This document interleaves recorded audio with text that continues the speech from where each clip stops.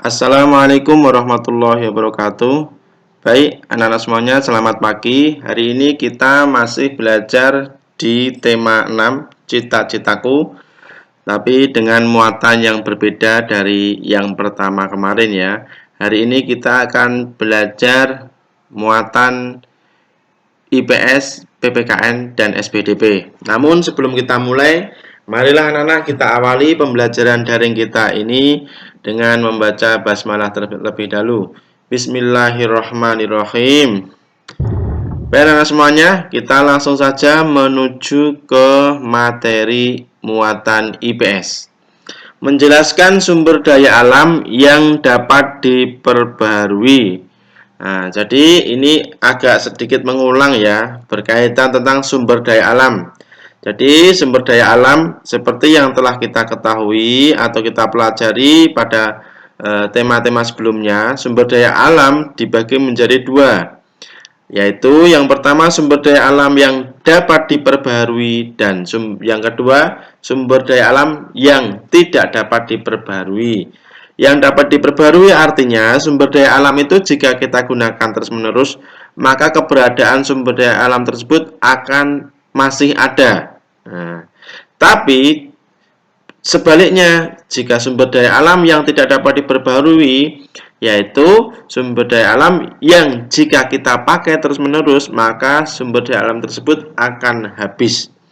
Nah, di layar kita telah terlihat beberapa gambar ya. Ini merupakan contoh dari sumber daya alam yang dapat diperbarui ya. Sumber daya alam yang dapat diperbarui dan tidak akan habis meskipun digunakan secara terus-menerus. Yang pertama contohnya yaitu air, karena ketersediaan air ini sangat banyak sekali. Yang kedua hewan ternak nih ya, ayam. Kemudian yang ketiga tanaman, budidaya tanaman. Nah, itu merupakan sumber daya alam yang dapat diperbarui. Artinya jika digunakan secara terus-menerus, ketersediaannya masih ada. Oke, selanjutnya yaitu sumber daya alam dapat dimanfaatkan untuk kehidupan manusia. Nah, jadi manusia itu bisa memanfaatkan sumber daya alam untuk kebutuhannya. Contoh ini, angin. Angin dapat digunakan untuk membangkitkan listrik. Sungai bisa untuk budidaya ikan dan udang. Jagung sebagai sumber bahan makanan. Tanah liat untuk membuat gerabah. Semua ini adalah sumber daya alam yang dapat dimanfaatkan manusia untuk menunjang, mendukung kehidupan manusia. Oke, selanjutnya yaitu menjelaskan sumber daya alam yang tidak dapat diperbarui. Kalau yang tadi dapat diperbarui, sekarang adalah yang tidak dapat diperbarui. Artinya sumber daya alam tersebut akan habis jika dipakai secara terus-menerus. Nah, jadi contohnya apa? Satu, emas. Emas ini akan habis jika diambil terus-menerus. Yang kedua, belerang sebagai bahan baku kosmetik. Yang ketiga, grafit sebagai bahan baku pensil. Nah, ini merupakan contoh sumber daya alam yang tidak dapat diperbaharui. Artinya ketersediaannya sangat terbatas. Apalagi selain ini, misalnya batu bara, minyak bumi. Nah, jadi itu juga termasuk sumber daya alam yang tidak dapat diperbaharui. Oke, baik anak-anak, selanjutnya ini perhatikan tabel ini ya. Jadi jenis sumber daya alam, ada yang pertama minyak bumi. Berarti ini merupakan sumber daya alam yang tidak dapat diperbarui ya. Minyak bumi pemanfaatannya apa? Aftur untuk bahan bakar pesawat terbang, bensin untuk bahan bakar kendaraan bermotor, dan parafin untuk pembuatan lilin, bahan pembuatan lilin.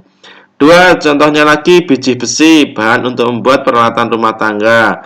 Bauksit, bahan dasar pembuatan aluminium. Marmer, bahan bangunan rumah atau gedung. Belerang sebagai campuran bahan pewarna, bahan baku pembuat korek api. Nikel, bahan pelapis besi agar tidak mudah berkarat. Grafit, bahan pembuat pensil, dan isi baterai. Ini merupakan contoh sumber daya alam yang tidak dapat diperbarui. Oke. Selanjutnya, muatan PPKN. Menjelaskan keragaman sumber daya alam, pekerjaan, dan manfaatnya. Sumber daya alam yang ada di sekitar kita itu dapat mempengaruhi cita-cita yang ingin kita capai. Cita-cita tersebut dapat berupa pekerjaan yang membutuhkan kita saling bekerja sama. Contoh pekerjaan atau cita-cita yang membutuhkan kerjasama. 1. Nelayan. Nah, nelayan ini juga butuh kerjasama ini, kerjasama tim. Pegawai kantor juga butuh kerjasama tim agar pekerjaannya apa? Pekerjaannya dapat diselesaikan dengan mudah. Pekerjaan yang berat dapat menjadi ringan. Ya, contohnya lagi pekebun teh, ini juga butuh kerjasama. Jadi sangat banyak sekali manfaat dari kerjasama ya anak-anak ya. Nah, jadi kita ketika mendapatkan tugas kelompok dari Bapak Ibu guru untuk bekerja sama, nah itu juga merupakan salah satu alat untuk kita melatih sikap kita saling bekerja sama, menghargai teman-teman yang berbeda dengan kita. Selanjutnya, menjelaskan keragaman fisik, ras, dan budaya. Nah, apa itu keragaman? Keragaman itu keadaan bermacam-macam, ya, keadaan bermacam-macam. Kalau fisik, nah ini di layar kita sudah ada tampil dua anak ya. Yang pertama Dedi, yang kedua Jonas. Yang Dedi berambut lurus, berasal dari suku Jawa dan ingin menjadi arsitek.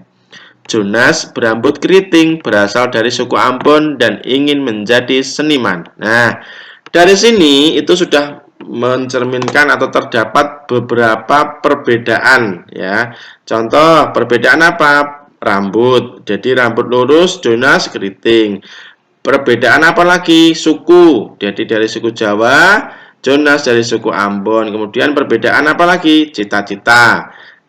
Dedi ingin menjadi arsitek, Jonas ingin menjadi seniman. Nah, adanya perbedaan atau keragaman bermacam-macam keadaan ini itu kemudian tidak harus menjadi permasalahan, tapi justru ini kita jadikan sebagai sebuah kekayaan.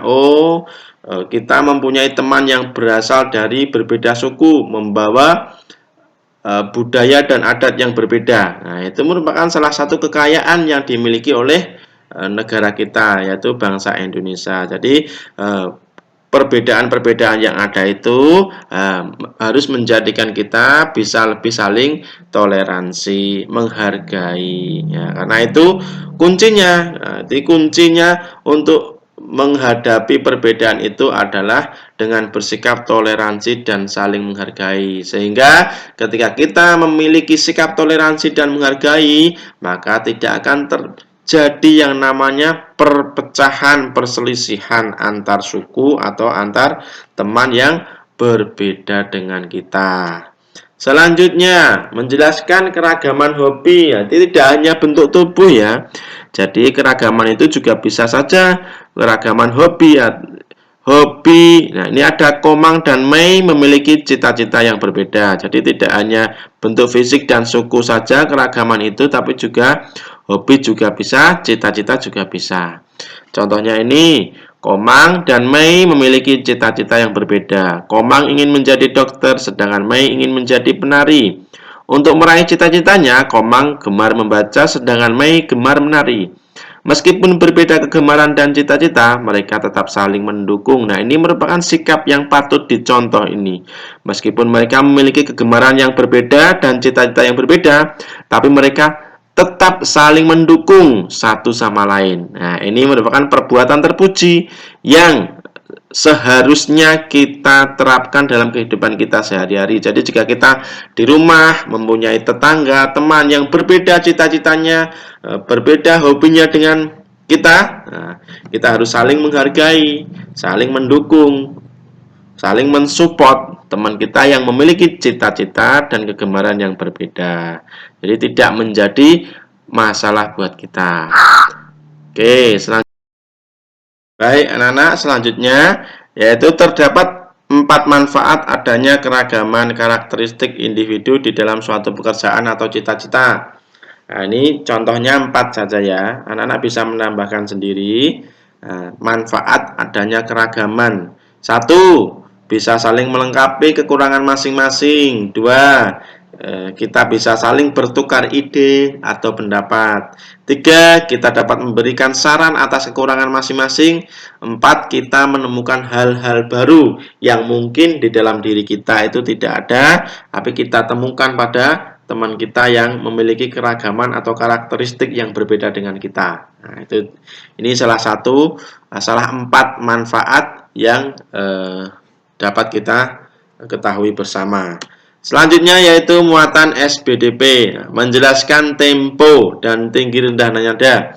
Nah, jadi sekali lagi anak-anak, ini juga mengulang dari beberapa tema yang sudah kita pelajari ya, dari tema 1 sampai tema 5 di semester 1. Tempo itu selalu keluar. Jadi tempo itu apa? Yaitu cepat atau lambatnya lagu saat dinyanyikan. Ya. Nanti ini diingat-ingat ya. Macam-macam tempo juga bermacam-macam. Ada tempo cepat, tempo sedang, dan tempo lambat.